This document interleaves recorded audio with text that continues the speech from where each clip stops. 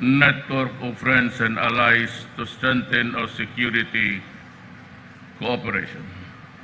While we seek to enhance regional and global collaboration in pursuing our common desire to attain peace and stability, there is a pressing need to directly confront and manage our national security.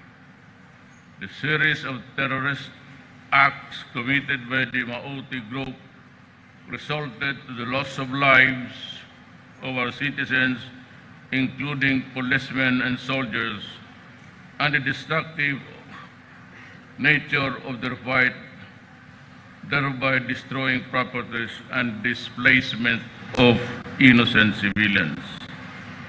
The issuance of September 2016 of Proclamation Number 55 Series of 2016 declaring state of national emergency provided our law enforcement and security forces an enhanced expanded mandate to perform their responsibilities. We are still in the state of emergency. The sporadic skirmishes with the Maoti group continues, showing the group's capability to sow terror and unleash harassment and inflict destruction not only in Lanao del Sur but also in other parts of Mindanao and even in the Visayas. Last May, the same Maoti terrorist group has taken over a hospital in Marawi City, Lanao del Sur, established checkpoints within the city, burned down certain government facilities, and inflicted casualties on the part of government forces, and started flying the flag of the Islamic State of Iraq and Syria, otherwise known as ISIS, thereby removing from the allegiance to the Philippine government this part of Mindanao and deprive the chief executive of his powers and prerogatives to enforce the laws of the land and to maintain public order and safety in Mindanao, thereby constituting the crime of rebellion. By virtue of the powers vested in me by the Constitution and by law, I had to declare martial law in the Mindanao Group of Islands for a period that exceeding 60 days, effective as of May 23, 2017.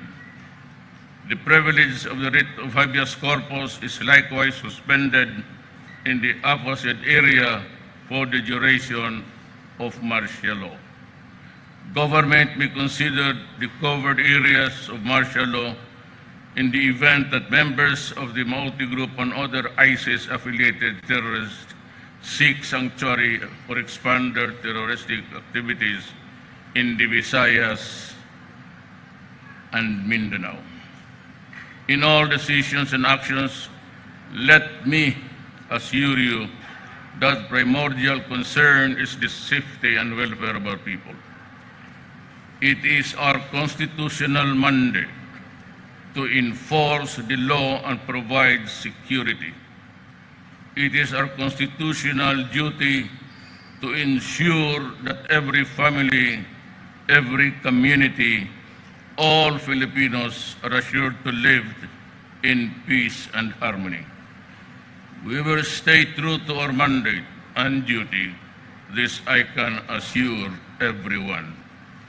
Thank you and good afternoon, and I am ready to answer the questions from media.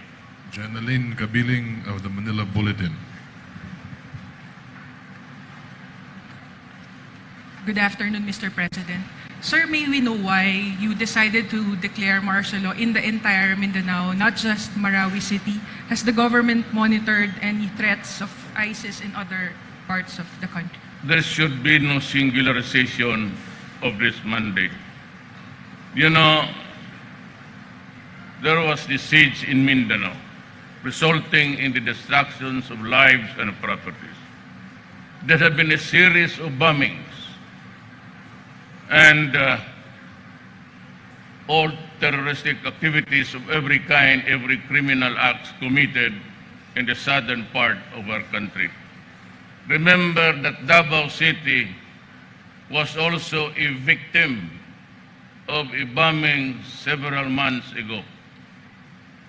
All of these and other things, government decided to just remain tolerant, not oblivious to the terrorist act, but there has been suggestion in the past that they declare martial law, and even some senators, which I cannot mention now, urged me to do it. But I said that there has to be a very compelling reason to do it. And what is that compelling reason? You must remember that earlier, and even in the my first command conference, and the military and the police, alam nila. Sabi ko, I made a projection, not a prediction, that one of these days, the hardest thing to deal with will be the arrival of ISIS in our country.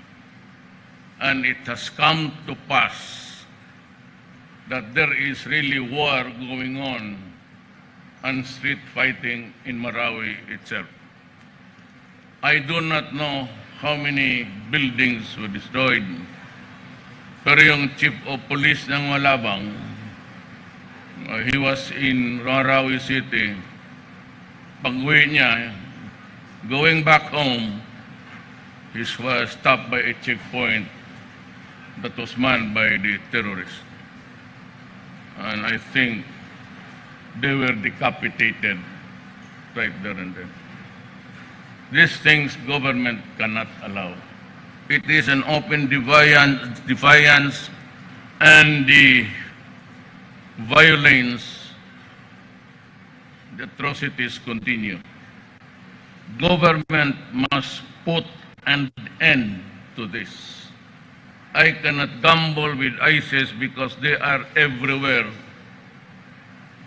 And you know what is happening, or you must be very aware of what happened in the Middle East. I was asked during the debates in LaSalle, but unfortunately I was the only candidate who showed up, and I was asked what would be my response to terrorism.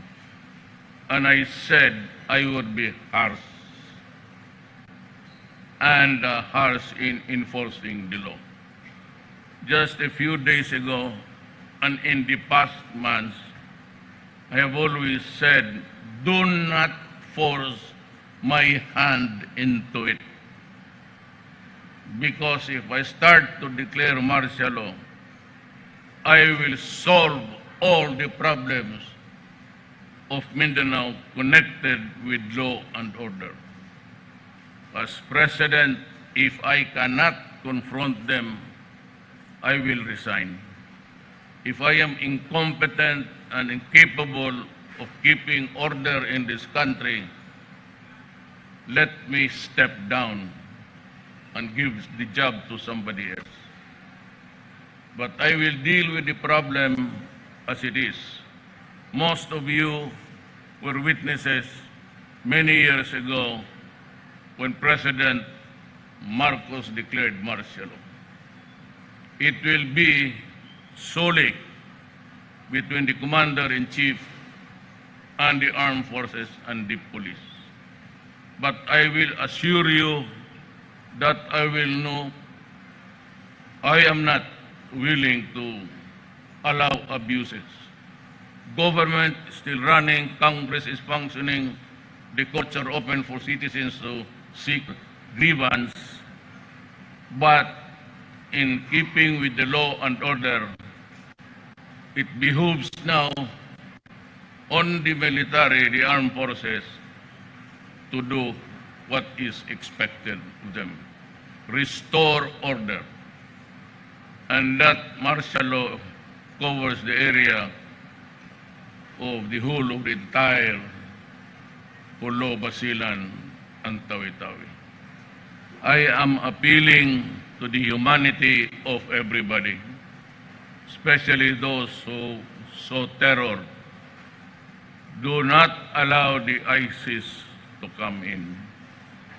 I warn you again, do not do it, because, as I have said, my response would be harsh.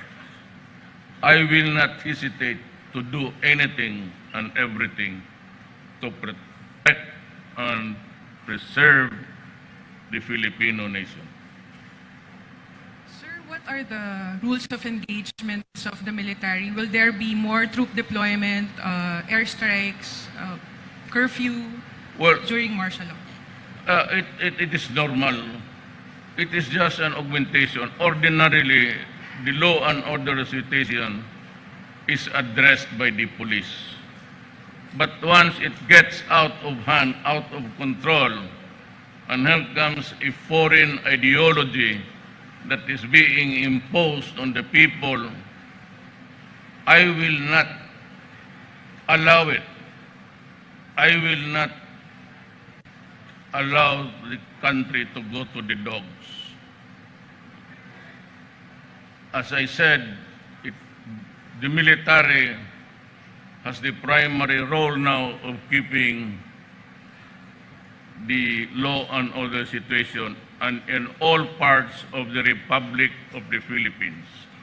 I may decide to expand the area to include the Visayas because it is just a walking distance actually. And because of the many islands, they can always escape there and begin another terroristic activity. I have ordered the military, especially the Navy, to embargo the islands, especially the sea that separates Mindanao from the Visayas. I am just awaiting for the hard facts. I'll be meeting to the cabinet. I'll be briefed by all the commander of the area. I might also decide to suspend the writ of habeas corpus in the Visayas. Remember that this is not intended for the law-abiding citizen. We are the least of your worry. But if you confront government, and my orders are, one, to enforce the law, and anyone caught possessing a gun and confronting us with violence, my orders are shoot to kill. I will not hesitate to do it. I mean, human rights is different. It is an institutional theory which we will preserve and observe. I said I will not allow abuses. The courts are open. But anyone now holding a gun, confronting government with violence, my orders are spare no one. Let us solve the problem of Mindanao once and for all. Kaya ako sinasabi nung paalis na in the past, all the problems that ails Mindanao. It would take me maybe 60 days, 15 days, but you can be very sure that the response of government will be not only equal but commensurate to the resistance of the law. Checkpoints will be allowed, searches will be allowed, arrest without a warrant will be allowed in Mindanao. And I do not need to secure any search warrant or a warrant of arrest. If you are identified positively on the other side, you can be arrested and detained. All But if the things goes out of hand, actually, if there is a severe fighting, I will allow the Mindanaoans, Moros and the Christians alike, if you are in a possession of a gun licensed by government, and in order to give you security and to protect your family, you can bring it out. Just show your ID or your license, especially your license. I said, pagka nagpatayan na pati civilian, I will allow the civilians to carry their guns outside of the residence. But be sure that it is licensed in your name, and do not falsify anything, because you will also be detained and investigated. How many days? I really do not know. There's a law which says that after 3 days. You know, I have always maintained that my duty, my sacred duty to preserve and defend the Filipino